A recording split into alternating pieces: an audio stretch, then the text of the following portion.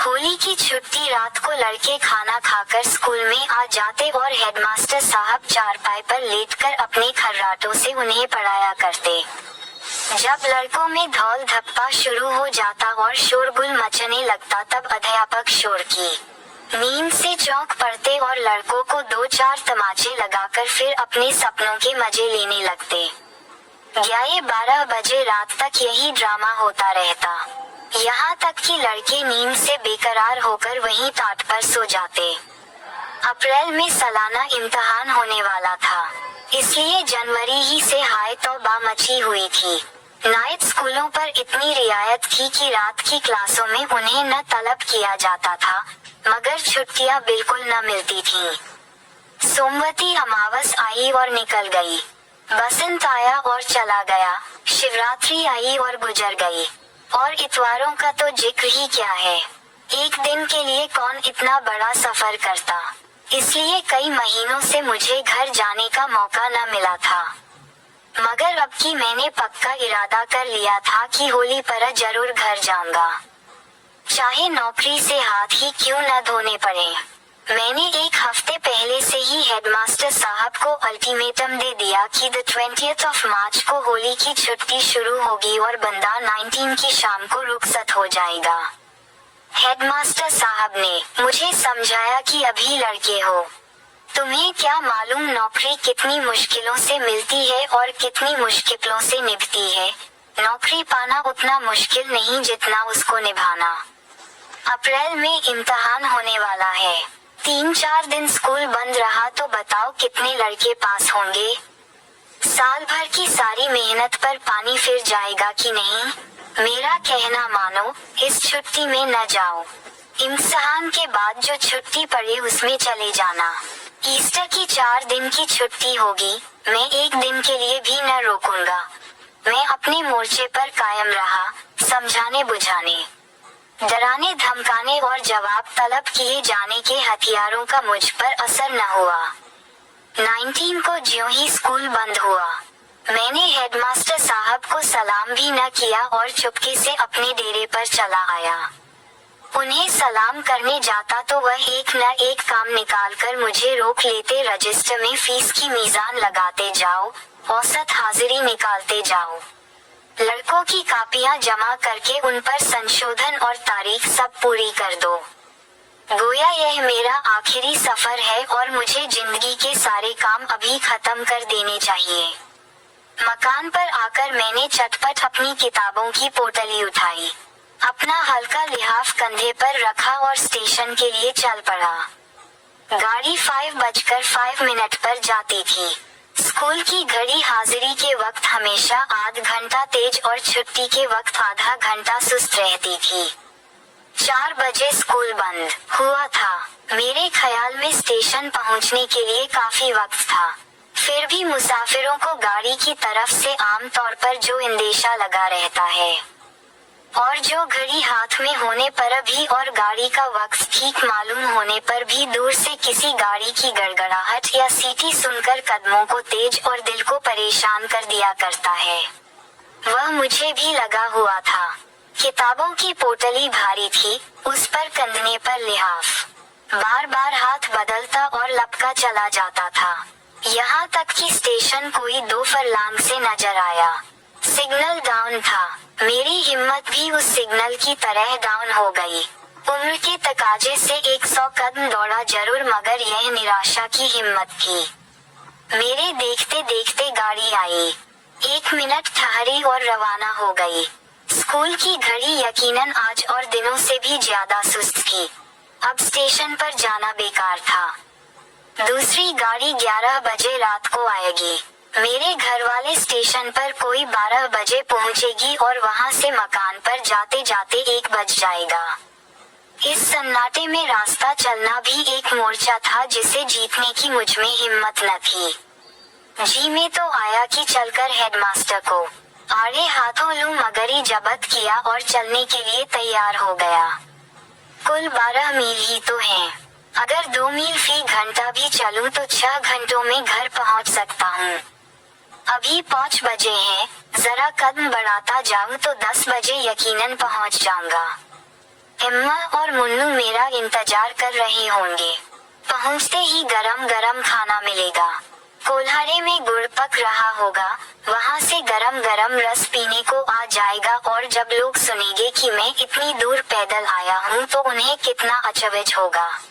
मैंने फौरन गंगा की तरफ पैर बढ़ाया। ये कस्बा नदी के किनारे था और मेरे गांव की सड़क नदी के उस पार से थी। मुझे इस रास्ते से जाने का कभी संयोग न हुआ था, मगर इतना सुना था कि कच्ची सड़क सीधी चली जाती है। परेशानी की कोई बात न थी, 10 मिनट में नाव पार पहुंच जाएगी और बस फर्राटे भरता चल दूंगा। 12 मील कहने को तो होते हैं, है तो कुल 6 कोस। मगर घाट पर पहुंचा तो नाव में से आधे मुसाफिर भी न बैठे थे। मैं कूद कर जा बैठा। खेवे के पैसे भी निकाल कर दे दिए, लेकिन नाव है कि वहीं अचल ठहरी हुई है। मुसाफिरों की संख्या काफी नहीं है। कैसे खुले? लोग तहसील और कचहरी से आते जाते हैं और बैठते जाते हैं और मैं हूँ कि अंदर ही अंदर बुना जाता हूँ। सूरज नीचे दौड़ा चला जा रहा है, गोया मुझसे बाजी लगाए हुए है। अभी सफेद था, फिर पीला होना शुरू हुआ और देखते देखते लाल हो गया। नदी के उस पार क्षितिज पर लटका हुआ, जैसे कोई डोल कुएं पर लटक रहा है। हवा में कुछ खुनकी भी आ गई। भूख भी मालूम होने लगी। मैंने आज घर जाने की खुशी और हड़बड़ी में रोटियां न पकाई थीं। सोचा था कि शाम को तो घर पहुंच जाऊंगा, लाओ एक पैसे के चने लेकर खा लूं। उन दानों ने इतनी देर तक तो साथ दिया, अब पेट की पेचीदगियों में जाकर न जाने कहां गुम हो गए। मगर क्या गम है, रास्ते में क्या दुकानें न होंगी, 2-4 पैसे की मिठाइयाँ लेकर खा लूंगा। जब नाव उस किनारे पहुंची तो सूरज की सिर्फ आखिरी सांस बाकी थी। हालांकि नदी का पाट बिल्कुल पेंदे में चिमटकर रह गया था। मैंने पोटली उठाई और तेजी से चला। दोनों तरफ चने के खेत थे, जिनके उड़े फूलों पर ओस का हल्का सा पर्दा पड़ चला था। बेख्तियार एक खेत में घुसकर बूट उखाड़ लिए और टूंकता हुआ भागा। सामने 12 मील की मंजिल है। कच्चा सुनसान रास्ता, शाम हो गई है। मुझे पहली बार गलती मालूम हुई, लेकिन बचपन के जोश ने कहा, क्या बात है, 1-2 मील तो दौड़ ही सकते हैं। 12 को मन में 1760 से गुना किया, 20,000 गज ही तो होते हैं। 12 मील के मुकाबले में 20,000 गज कुछ हल्के और आसान मालूम हुए, और जब 2-3 मील रह जाएगा तब तो एक तरह से अपने गांव ही में होगा। उसका क्या शुमार। हिम्मत बंध गई। इक्के दुक्के मुसाफिर भी पीछे चले आ रहे थे और इत्मीनान हुआ। अंधेरा हो गया है। मैं लपका जा रहा हूँ। सड़क के किनारे दूर से एक झोपड़ी नजर आती है। एक कुप्पी जल रही है। जरूर किसी बनिए की दुकान होगी, और कुछ न होगा तो गुड़ और चने तो मिल ही जाएंगे। कदम और तेज करता हूँ। झोपड़ी आती है, उसके सामने एक क्षण के लिए खड़ा हो जाता हूँ। 4-5 आदमी उकड़ू बैठे हुए हैं। बीच में एक बोतल है, हर एक के सामने एक कुल्हाड़। दीवार से मिली हुई ऊंची गद्दी है, उस पर साहजी बैठे हुए हैं। उनके सामने कई बोतलें रखी हुई हैं। जरा और पीछे हटकर एक आदमी कढ़ाई में सूखे मटर भून रहा है। उसकी सौंधी खुशबू मेरे शरीर में बिजली की तरह दौड़ जाती है। बेचैन होकर जेब में हाथ डालता हूँ और एक पैसा निकालकर उसकी तरफ चलता हूँ, लेकिन पाँव आप ही रुक जाते हैं। ये कलवारिया है। खोंचे वाला पूछता है, क्या लोगे? मैं कहता हूँ कुछ नहीं, और आगे बढ़ जाता हूँ। दुकान भी मिली तो शराब की, गोया दुनिया में इंसान के लिए शराब रही सबसे जरूरी चीज है। ये सब आदमी धोबी और चमार होंगे, दूसरा कौन शराब पीता है देहात में। मगर वह मटर का आकर्षक सौंधापन मेरा पीछा कर रहा है और मैं भागा जा रहा हूँ। किताबों की पोटली जी का जंजाल हो गया है। ऐसी इच्छा होती है कि इसे यहीं सड़क पर पटक दूं। उसका वजन मुश्किल से 5 सेर होगा। मगर इस वक्त मुझे मन भर से ज्यादा मालूम हो रही है। शरीर में कमजोरी महसूस हो रही है।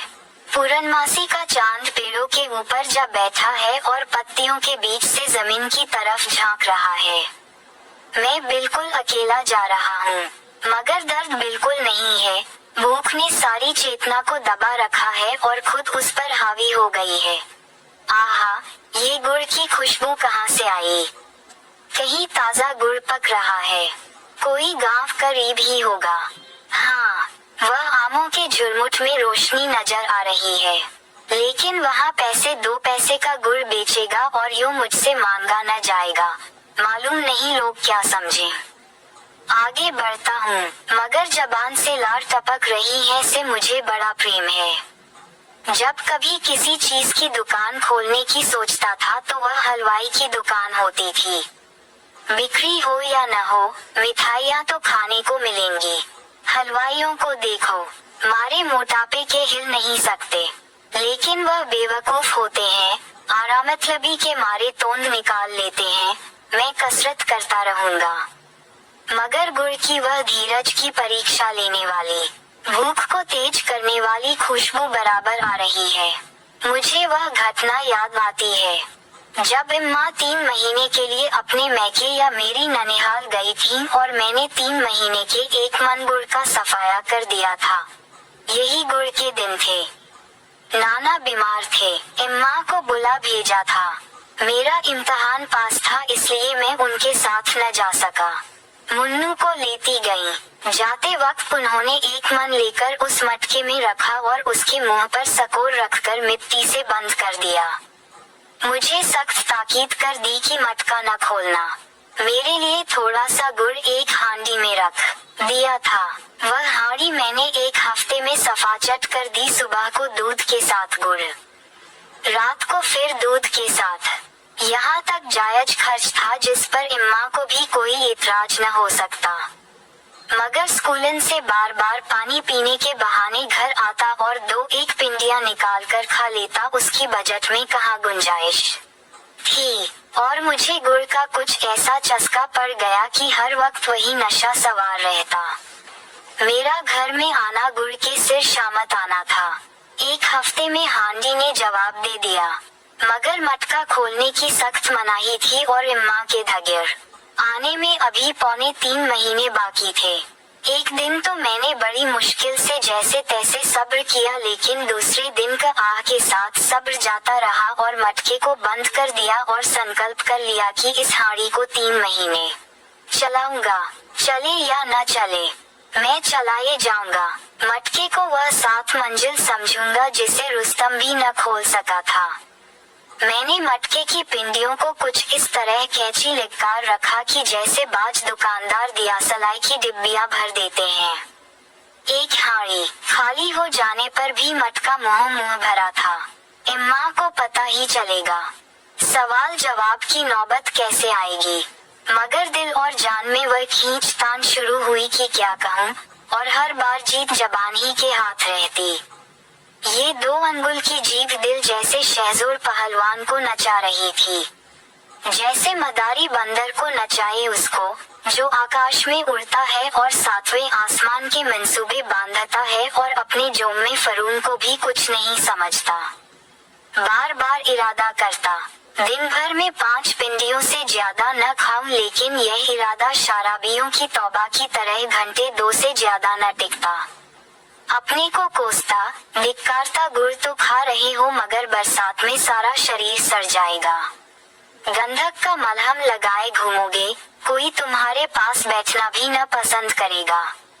कसमें खाता, विद्या की, माँ की, स्वर्गीय पिता की, वही हाल होता, ईश्वर की। दूसरा हफ्ता खत्म होते होते हांडी भी खत्म हो गई।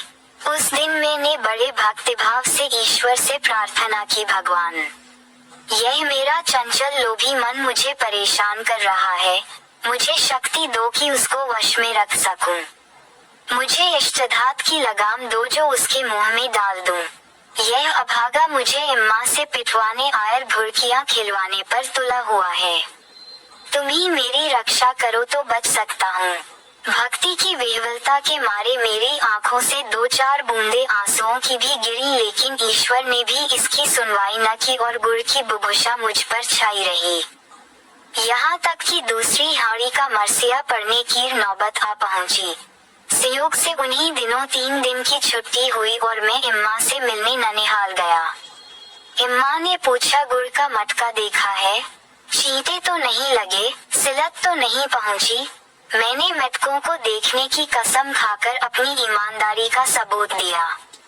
इम्मा ने मुझे गर्व के नेत्रों से देखा और मेरे आज्ञा पालन के पुरस्कार स्वरूप मुझे एक हांडी निकाल लेने की इजाजत दे दी। हाँ, ताकीद भी करा दी कि मटकम का मुंह अच्छी तरह बंद कर देना। अब तो वहाँ मुझे एक एक दिन एक एक युग मालूम होने लगा। चौथे दिन घर आते ही मैंने पहला काम जो किया वह मटका खोलकर हाड़ी भर गुड़ निकालना था।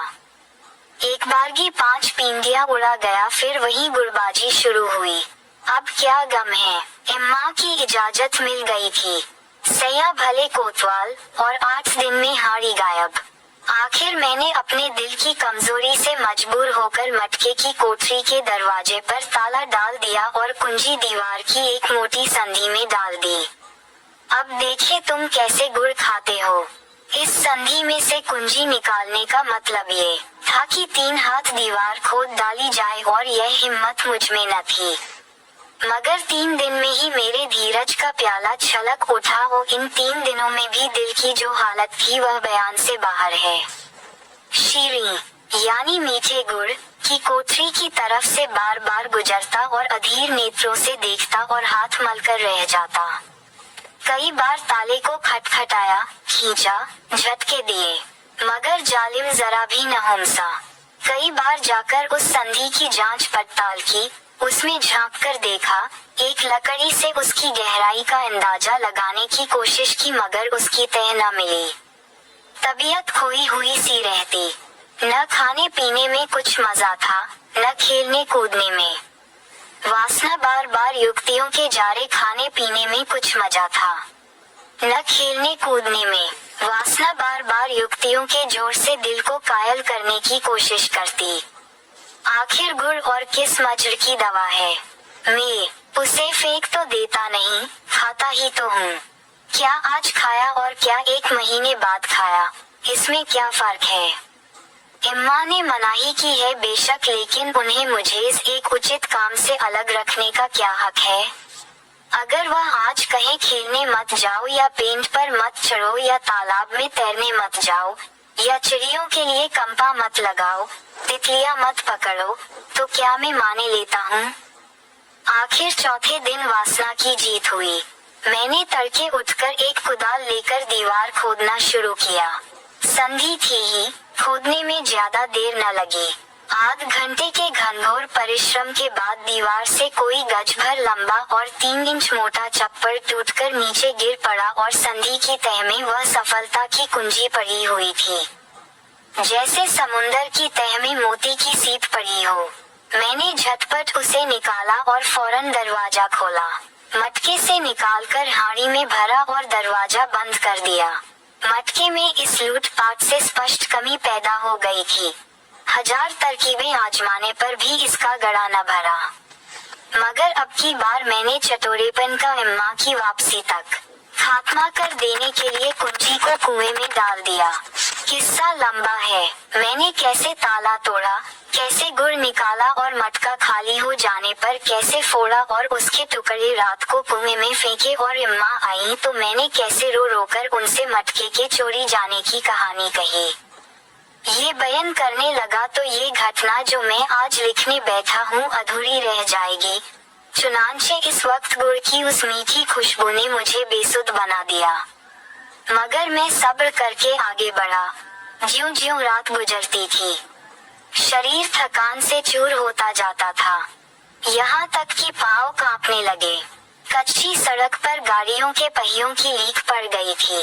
जब कभी लीक में पाँव चला जाता तो मालूम होता किसी गहरे गड्ढे में गिर पड़ा हूँ। बार बार जी में आता, यही सड़क के किनारे लेट जाऊं। किताबों की छोटी सी पोटली मन भर की लगती थी। अपने को कोसता था कि किताबें लेकर क्यों चला। दूसरी जबान का इम्तिहान देने की तैयारी कर रहा था, मगर छुट्टियों में एक दिन भी तो किताब खोलने की नौबत न आएगी। खामखा ये बोझ उठाए चला आता हूँ। ऐसा जी झुंझलाता था कि इस मूर्खता के बोझ को वहीं पटक दूं। आखिर टोंगो ने चलने से इनकार कर दिया। एक बार मैं गिर पड़ा और संभल कर उठा तो पाँव थरथरा रहे थे। अब बगैर कुछ खाए पैर उठना दूभर था, मगर यहाँ क्या खाऊं? बार बार रोने को जी चाहता था। संयोग से एक ईख का खेत नजर आया। अब मैं अपने को न रोक सका। चाहता था कि खेत में घुसकर 4-5 ईख तोड़ लूं और मजे से रस चूसता हुआ चलूं। रास्ता भी कट जाएगा और पेट में कुछ पड़ भी जाएगा, मगर मेरे पर पाँव रखा ही था कि कांटों में उलझ गया। किसान ने शायद मेंढ पर कांटे बिखेर दिए थे, शायद बेर की झाड़ी थी। धोती कुर्ता सब कांटों में फंसा हुआ। पीछे हटा तो कांटों की झाड़ी साथ साथ चली। कपड़े छुड़ाना लगा तो हाथ में कांटे चुभने लगे। जोर से खींचा तो धोती फट गई। भूख तो गायब हो गई। फिक्र हुई कि इन नई मुसीबत से क्यों कर छुटकारा हो। कांटों को एक जगह से अलग करता तो दूसरी जगह चिमट जाते, झुकता तो शरीर में चुभते। पुकारूं तो चोरी खुली जाती है।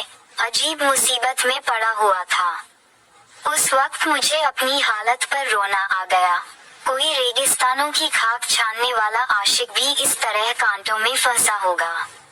बड़ी मुश्किल से आध घंटे में गला छूटा, मगर धोती और कुर्ते के माथे गई।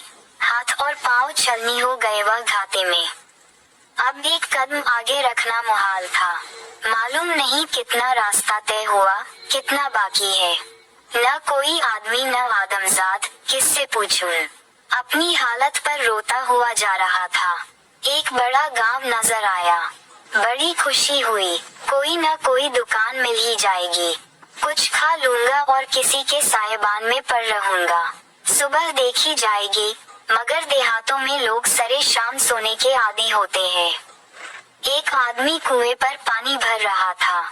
उससे पूछा तो उसने बहुत ही निराशाजनक उत्तर दिया, अब यहाँ कुछ न मिलेगा। बनिए नमक तेल रखते हैं। हलवाई की दुकान एक भी नहीं। कोई शहर थोड़ी ही है। इतनी रात तक दुकान खोले कौन बैठा रहे? मैंने उससे बड़े विनती के स्वर में कहा, कहीं सोने को जगह मिल जाएगी। उसने पूछा, कौन हो तुम? तुम्हारी जान पहचान का यहाँ कोई नहीं है? जान पहचान का कोई होता तो तुमसे क्यों पूछता? तो भाई, अनजान आदमी को यहाँ नहीं ठहरने देंगे। इसी तरह कल एक मुसाफिर आकर ठहरा था। रात को एक घर में सेंध पड़ गई। सुबह को मुसाफिर का पता न था। तो क्या तुम समझते हो मैं चोर हूँ? किसी के माथे पर तो लिखा नहीं होता, अंदर का हाल कौन जाने। नहीं ठहराना चाहते न सही, मगर चोर तो न बनाओ। मैं जानता यह इतना मनहूस गांव है तो इधर आता ही क्यों? मैंने ज्यादा खुशामद न की। जी जल गया। सड़क पर आकर फिर आगे चल पड़ा। इस वक्त मेरे होश ठिकाने न थे। कुछ खबर नहीं किस रास्ते से गांव में आया था और किधर चला जा रहा था। अब मुझे अपने घर पहुंचने की उम्मीद न थी। रात यूं ही भटकते हुए गुजरेगी। फिर इसका क्या गम कि कहाँ जा रहा हूँ। मालूम नहीं कितनी देर तक मेरे दिमाग की यह हालत रही। अचानक एक खेत में आग जलती हुई दिखाई पड़ी कि जैसे आशा का दीपक हो। जरूर वहाँ कोई आदमी होगा। शायद रात काटने को जगह मिल जाए। कदम तेज किए और करीब पहुँचा कि यकायक एक बड़ा सा कुत्ता भूंकता हुआ मेरी तरफ दौड़ा। इतनी डरावनी आवाज थी कि मैं कांप उठा। एक पल में वह मेरे सामने आ गया और मेरी तरफ लपक लपक कर भूंकने लगा। मेरे हाथों में किताबों की पोटली के सिवा और क्या था? न कोई लकड़ी थी न पत्थर। कैसे भगाऊं? कहीं बदमाश मेरी टांग पकड़ ले तो क्या करूं? अंग्रेजी नस्ल का शिकारी कुत्ता मालूम होता था। मैं जितना ही धत धत करता था उतना ही वह गरजता था। मैं खामोश खड़ा हो गया और पोटली जमीन पर रखकर पाँव से जूते निकाल लिए। अपनी हिफाजत के लिए कोई हथियार तो हाथ में हो। उसकी तरफ गौर से देख रहा था कि खतरनाक हद तक मेरे करीब आए तो उसके सिर पर इतने जोर से नालदार जूता मार दूं कि याद ही तो करे, लेकिन शायद उसने मेरी नियत ताड़ ली और इस तरह मेरी तरफ झपटा कि मैं कांप गया और जूते हाथ से छूटकर जमीन पर गिर पड़े। और उसी वक्त मैंने डरी हुई आवाज में पुकारा, अरे खेत में कोई है, देखो ये कुत्ता मुझे काट रहा है। ओ महतो, देखो तुम्हारा कुत्ता मुझे काट रहा है। जवाब मिला, कौन है? मैं हूँ, राहगीर, तुम्हारा कुत्ता मुझे काट रहा है। नहीं, काटेगा नहीं, डरो मत। कहाँ जाना है? महमूद नगर। महमूद नगर का रास्ता तो तुम पीछे छोड़ आए, आगे तो नदी है। मेरा कलेजा बैठ गया। रुआंसा होकर बोला, महमूद नगर का रास्ता कितनी दूर छूट गया है? यही कोई 3 मील। और एक लहीम शहीम आदमी हाथ में लालटन लिए हुए आकर मेरे आमने खड़ा हो गया। सर पर हेड था, एक मोटा फौजी ओवरकोट पहने हुए, नीचे निका, पाँव में फुल बूट, बड़ा लंबा तिरंगा, बड़ी बड़ी मूंछें, गोरा रंग, साकार पुरुष सौंदर्य। बोला, तुम तो कोई स्कूल के लड़के मालूम होते हो। लड़का तो नहीं हूँ, लड़कों का मुदर्रिस हूँ। घर जा रहा हूँ, आज से 3 दिन की छुट्टी है। तो रेल से क्यों नहीं गए? रेल छूट गई और दूसरी 1 बजे छूटती है, वह अभी तुम्हें मिल जाएगी। 12 का अमल है। चलो मैं स्टेशन का रास्ता दिखा दूँ। कौन से स्टेशन का? भगवंतपुर का। भगवंतपुर ही से तो मैं चला हूँ। वह बहुत पीछे छूट गया होगा। बिल्कुल नहीं, तुम भगवंतपुर स्टेशन से 1 मील के अंदर खड़े हो। चलो मैं तुम्हें स्टेशन का रास्ता दिखा दूँ। अभी गाड़ी मिल जाएगी, लेकिन रहना चाहो तो मेरे झोपड़े में लेट जाओ। कल चले जाना। अपने ऊपर गुस्सा आया कि सिर पीट लूं। 5 बजे से तेली के बैल की तरह घूम रहा हूँ और अभी भगवंतपुर से कुल 1 मील आया हूँ। रास्ता भूल गया। ये घटना भी याद रहेगी कि चला 6 घंटे और तय किया 1 मील। घर पहुँचने की धुन जैसे और भी दहक उठी। बोला, नहीं, कल तो होली है, मुझे रात को पहुँच जाना चाहिए। मगर रास्ता पहाड़ी है, ऐसा न हो कोई जानवर मिल जाए। अच्छा चलो, मैं तुम्हें पहुँचाए देता हूँ, मगर तुमने बड़ी गलती की। अनजान रास्ते को पैदल चलना कितना खतरनाक है। अच्छा चला, मैं पहुँचाए देता हूँ। खैर, खड़े रहो, मैं अभी आता हूँ। कुत्ता दुम हिलाने लगा और मुझसे दोस्ती करने का इच्छुक जान पड़ा। दुम हिलाता हुआ, सिर झुकाए क्षमा याचना के रूप में मेरे सामने आकर खड़ा हुआ। मैंने भी बड़ी उदारता से उसका अपराध क्षमा कर दिया और उसके सिर पर हाथ फेरने लगा। क्षण भर में वह आदमी बंदूक कंधे पर रखे आ गया और बोला, चलो। मगर अब ऐसी नादानी न करना, खैरियत हुई कि मैं तुम्हें मिल गया। नदी पर पहुंच जाते तो जरूर किसी जानवर से मुठभेड़ हो जाती। मैंने पूछा, आप तो कोई अंग्रेज मालूम होते हैं, मगर आपकी बोली बिल्कुल हमारे जैसी है। उसने हंसकर कहा, हाँ, मेरा बाप अंग्रेज था, फौजी अफसर। मेरी उम्र यहीं गुजरी है। मेरी माँ उसका खाना पकाती थी। मैं भी फौज में रह चुका हूँ। यूरोप की लड़ाई में गया था, अब पेंशन पाता है।